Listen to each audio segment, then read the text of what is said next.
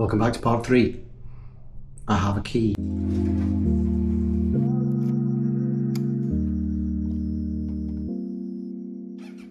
Not a blank, I have an actual key and it fits the ignition lock. So I got my ignition lock back today with this as a proper Kawasaki chip key. It also came with another key.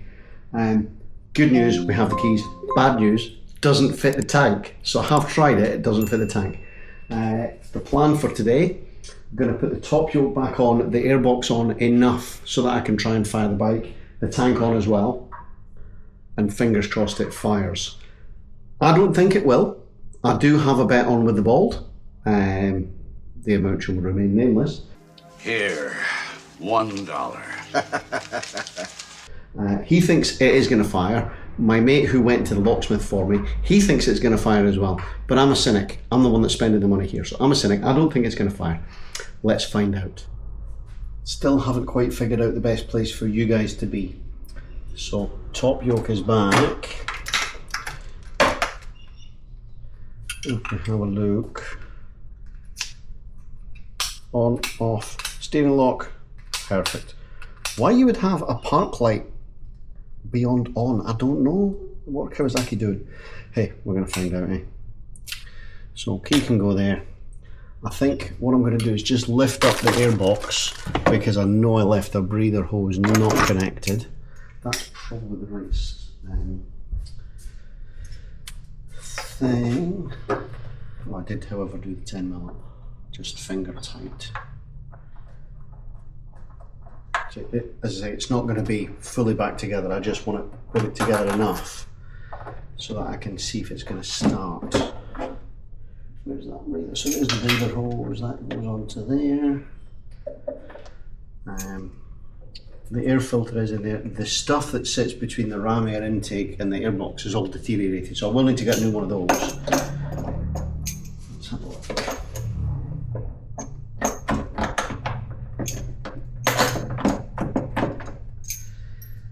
I don't believe I've already put this back together once. Oh, there it goes. Unlike most of the videos I've watched online when people are doing this, the intake rubbers are not completely dead. They seem actually pretty decent. Maybe it's because we live in a really warm environment, I don't know. It doesn't need to be. I like it in a few threads. And it's not playing the game.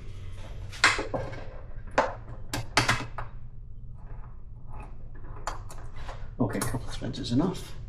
God.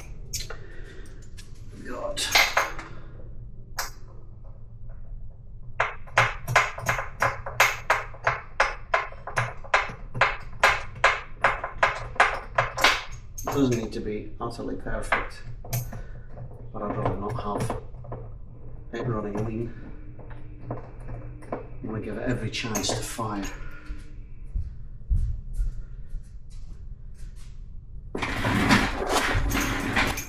You may notice something else. We're on paddock stands now. There'll be a video coming soon, or maybe it's already there. These are Vevor paddock stands that I paid for about $105 for a pair. So you can, if you're really fascinated, you can watch me put them together. It won't be that interesting, but you know.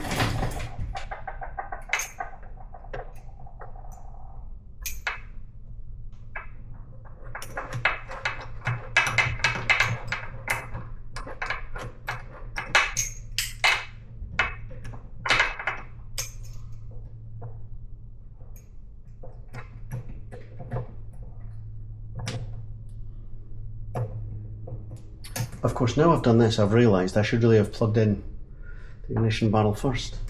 Oh, cock. What an arse.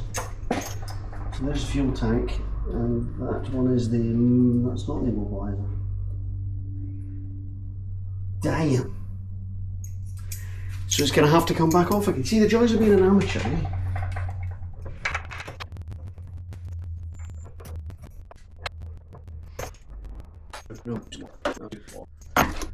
So I'm going to chuck this on.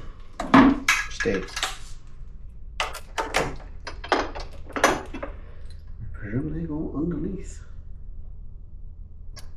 Some trees will want to go underneath.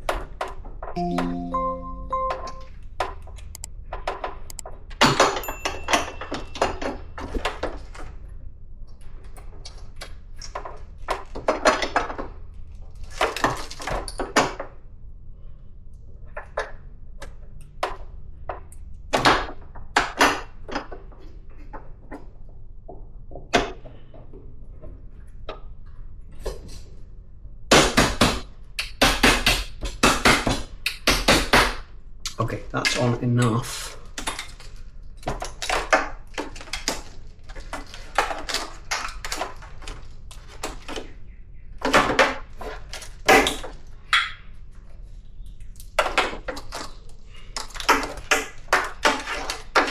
I have no idea how these were fed through before.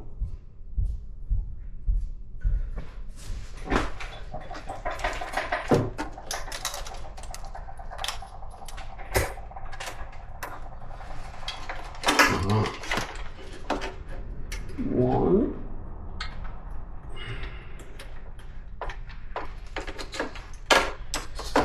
Number 2.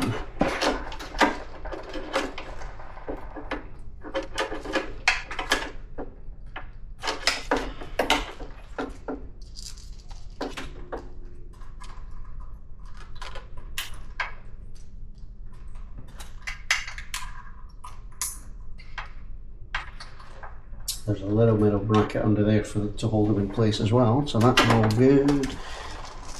Free movement. Yes, we do. Okay, back to the airbox again.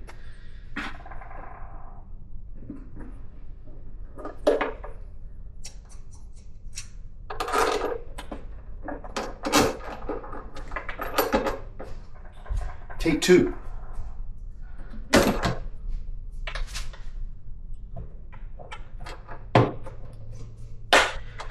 You notice things go easier the second time around.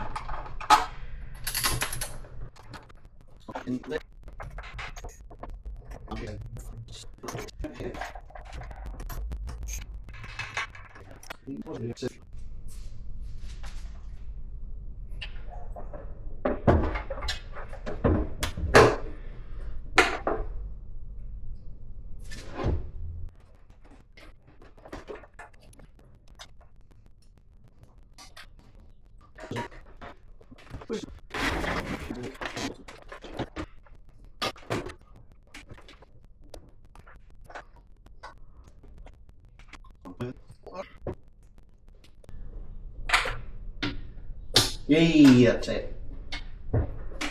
Nearly. Right, so this one goes up to the side. Enduber, which has to go that way around.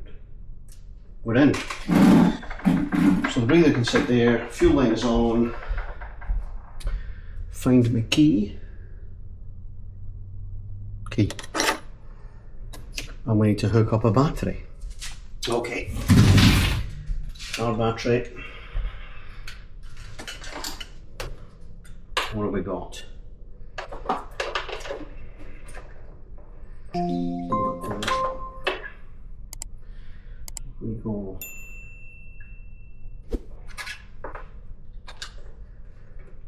Hopefully that's not going to touch anything else. I hope. Okay. Fingers crossed, folks.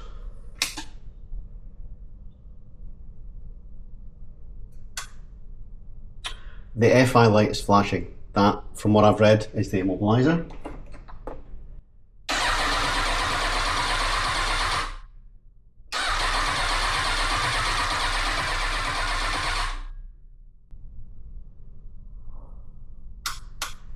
Fuel pump is not priming. I wouldn't expect it to prime, to be honest.